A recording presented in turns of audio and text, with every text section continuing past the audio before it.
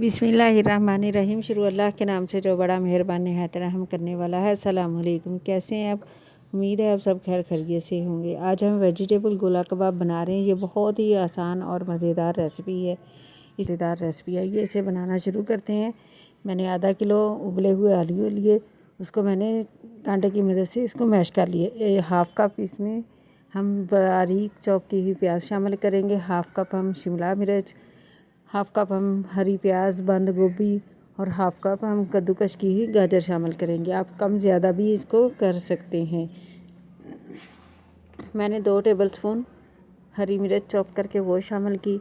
Half cup मैंने bread गम शामिल करेंगे।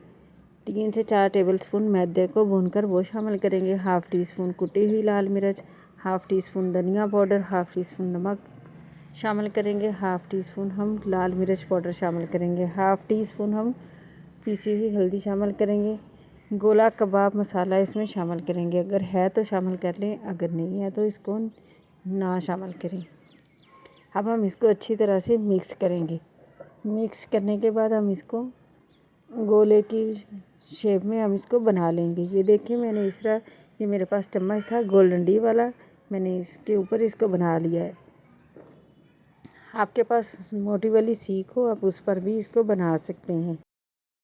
ये देखिए, हमने सारे गोला कबाब बनाकर तैयार कर लिए हैं। आप भी इसी तरह इनको तैयार कर लें।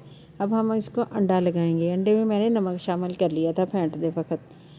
मैंने 2 से 3 टेबलस्पून तेल शामिल किया। फ्राई पैन में हम इसको फ्राई करेंगे। इसी तरह हिला कर इनको चारों साइडों से हम इनको फ्राई करेंगे। इनको जलाना नहीं है, इनको गोल्डन फ्राई करना है। कुछ हम अंडे के बगैर शामिल करेंगे। जो अंडा नहीं खाते वो अंडे के बगैर भी बनाकर इसको एंजॉय कर सकते हैं। कुछ हम कबाब की शेप में भी इनको बनाएंगे।